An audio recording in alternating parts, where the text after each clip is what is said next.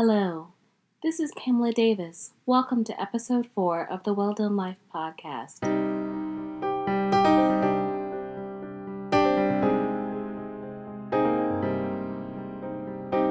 Hi everyone, welcome back. It's Pamela Davis with the Well Done Life podcast. We made it, guys. It's episode 4. So excited to have you with me. It's Monday night, February the 4th at 10:43 p.m. And I thought no better way to spend a Monday night than to jump in and pod with you. I hope everyone has had a great week. And if you're just joining this podcast is designed to help everyone kind of start to build a community of people where we share our stories together in the hopes that we will each grow and learn from each other.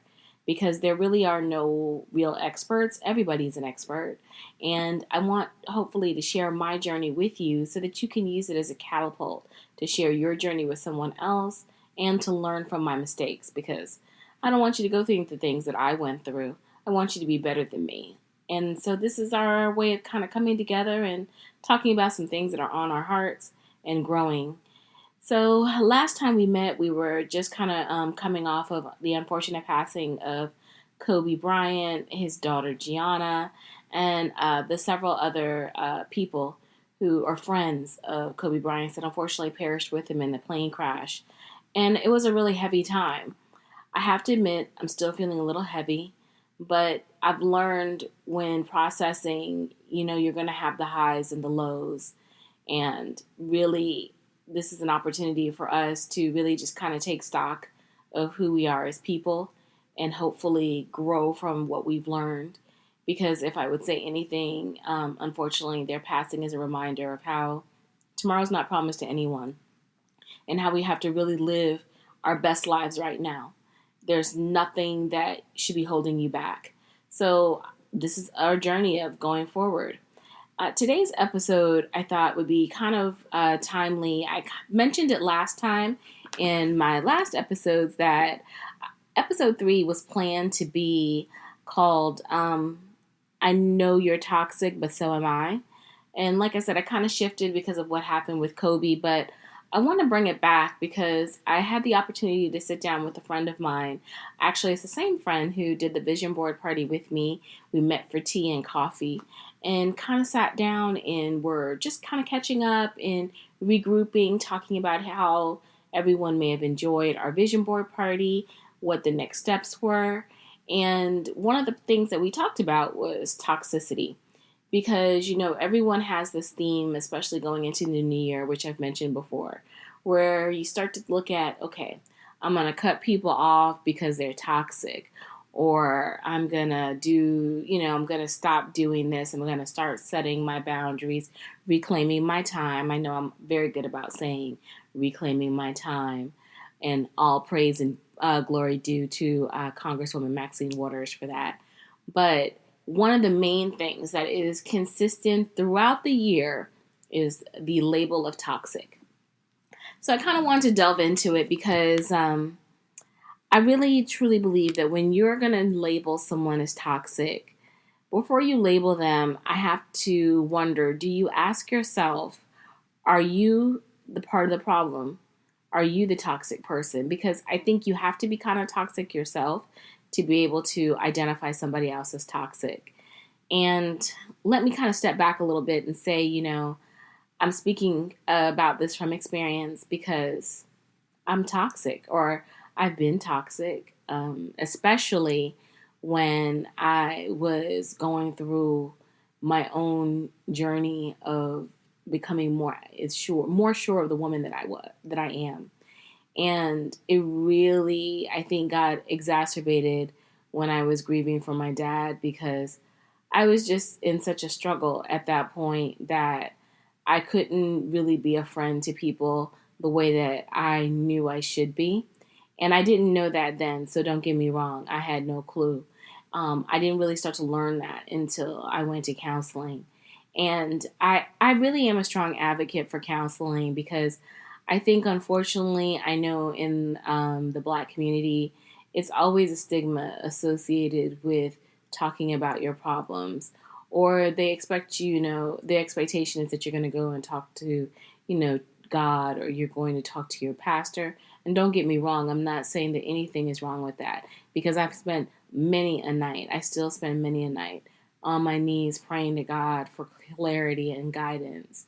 But right then, when I realized I needed something different, I knew that God was helping me, because God had actually gave me the vision to actually go to therapy because I needed it. And I was miserable. I was so unhappy. And I was starting to think about doing things to myself that I shouldn't be thinking about, because that's not a solution to the problem. It's an ending. And that was not what I was looking for. So I remember the night. I don't remember the date. It definitely was several years ago. Sitting in my car, stressed out, and calling my company's employee assistance line and asking for them to refer me to someone because I needed help. I was struggling. And really, that happened in my caregiving moments. I was really just overwhelmed with taking care of my mom and my sister and trying to process grief. And my mom was really ill at that point, ill to the point where she was like having hallucinations. And I just wasn't clear on what to do. And I wasn't able to articulate to anyone clearly how I was feeling and what I needed and how they could support me. So I really had to step outside of myself and make a decision to either go and try to seek out help, or I just didn't want to be here anymore. And ultimately, I did. Like I said, I sat in the car that night crying, and I wound up getting referred to a counselor and a therapist. And that therapist and I would spend many years having conversations, some consistently through the year and sometimes not. And if I felt like now I needed to check in, I would go back. But I haven't been actively in counseling for over a year now, because I went back for a quick checkup because I wasn't feeling sure of myself and I needed some additional help. So I went back, and it was just really affirming to have someone who didn't know me from a can of paint sit up and learn about me and listen to me with an objective ear. And at the same time, I truly know, that it was God's timing, because my counselor had also been in a caregiving situation, and she was able to utilize some of her knowledge from personal experience to help guide me through the process. She didn't give me all the answers like a magic bullet, but she definitely helped me feel comfortable and learn how to make clear decisions when you're feeling unclear. And so, long story short, or short story long, that is actually when I discovered that I was being toxic. Because during that time, I recognized in myself that I was allowing myself to be angry at people for my shortcomings. And I would manifest my anger or frustration or fear on other people based upon my expectations.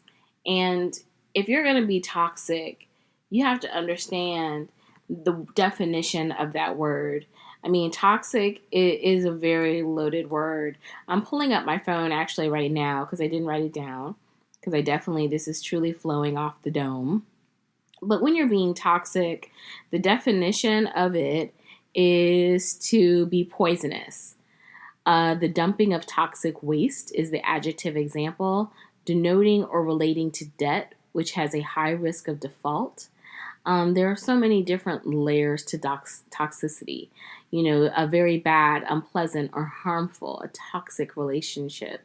And in a finance situation, like I was mentioning, denoting or relating to debt, which has a high risk of default, denoting securities which are based on toxic debt and for which there is not a healthy or functioning market.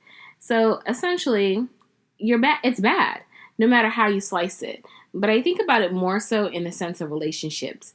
Very bad, unpleasant, or harmful. I don't feel like I was very bad, but I definitely know I was unpleasant. And if I look at it harmful, I was harming myself and I was harming my relationship. So you have to ask yourself at that particular moment in time, hearing what that definition means, have you ever been toxic? And if you are, it's okay to admit it because, like I said earlier, I don't really feel like there's anyone that has the ability to say that they've never been toxic. Everyone's been toxic. You just have to understand that the way to get past it is to admit it. And I think that that's the hardest part of it because most people don't recognize it or don't want to recognize it in themselves. They're comfortable recognizing it in other people. But to recognize it in yourself, that's to cast the mirror back on you. And that's something, though, if you want to grow past always having toxic people in your life, per se, then you have to look at where you might be the common denominator. It's funny, I was on Instagram the other day and I saw a post about that. And I was like, that is so true because, sometimes you'll go through these seasons in life where you're like, oh my goodness, I always seem to have toxic people in my life, or I just don't understand how this person came to be who I thought they weren't. And really, in those instances, what are you putting out that's attracting that type of energy to you? What are you not addressing within yourself that's manifesting that toxicity? Because, it is possible that you're going to have people in your life who are toxic. Those people who suck your energy out of you, who are energy vampires per se, because they're constantly just being draining and harmful to you and not adding value to you. But it always will come back to who you are and what your role is in this, because you have to take those steps to identify it in yourself. And when you identify it, it's about doing the work. Like I said, I went to counseling, not necessarily for that per se, but in counseling, I learned that I can't have the same expectations for myself on other people. And I do have to understand that people are going through things just like I am, and they're processing it in a totally different way. And if I see a behavior that makes me feel uncomfortable, I'm free to set that boundary with that person and to express myself in an articulate way so that they understand where I'm coming from. And again, it always goes back to that conversation and how many of us are really having true, honest conversations. In the relationship that I felt was damaged by my toxic behavior, my toxicity was that I was not able to clearly articulate to this person how I felt they made me feel. They didn't understand what I was going through and they were dumping their problem on me, and I did not, unfortunately, see value in their problem at the time because I couldn't empathize. I was struggling within myself, and I was just trying to go through the motions. But instead of having a conversation with that person, I just manifested my insecurities, and then at that time they manifested theirs. And unfortunately, there had been so many other unspoken things between us that came out in the course of that argument, because it was an argument.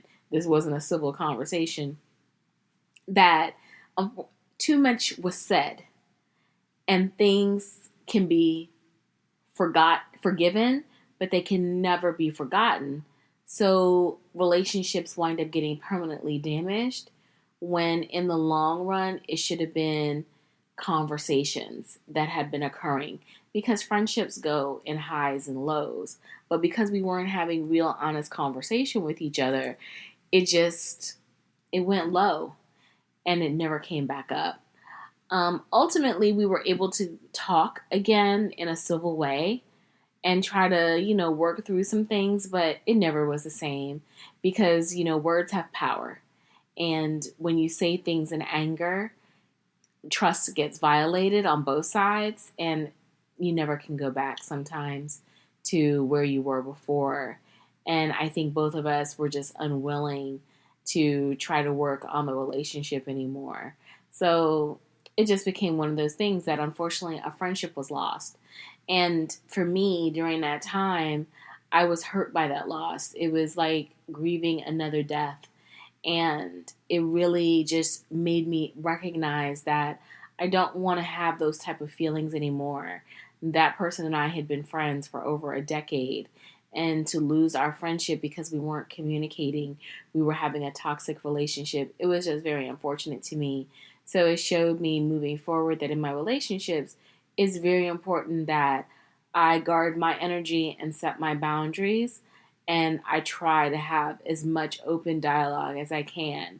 And believe me, it's still a process as a part of doing that work, because I do tend to be a little bit more of a compartmentalized person when I'm dealing with things. And so I'm not an open book all the time with sharing, even though I'm trying this out now with you and I'm being an open book. So it definitely made me have to do a self-assessment.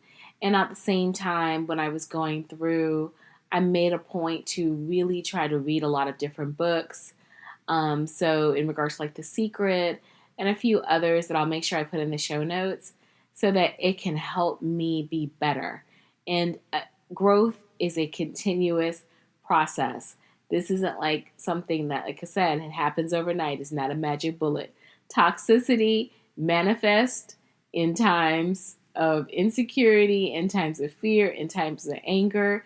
And it's all about just being sometimes able to stop and check yourself before you wreck yourself. Because once you're in it, you're just as toxic as that next person going through it. So, like I said, it's kind of one of those things, when you're getting ready to throw out that word of toxic, are you shining the mirror back on yourself? Are you looking at how you can be better? And if you're not, are you working on it? Do you want to work on it? And asking yourself those questions. Because as you get older, believe me, it is so important to self-assess where you are. Because, like I said earlier when we first started, time is fleeting. And you don't want to ruin relationships unnecessarily. You don't want to cut people off unnecessarily when it may be just you that you need to cut off. So just something to kind of think about. And like I said, don't get me twisted. There are some toxic people in the world. And you still need to do that work, because you need to learn how to set boundaries. So I don't want it to make you feel like, hey, it's all about you. It's all your fault. No. We've all had toxic people in our life. But I think just stop throwing out the word so frequently. Throw it out when it needs to be thrown out. And then take an action about it. And do it on both sides.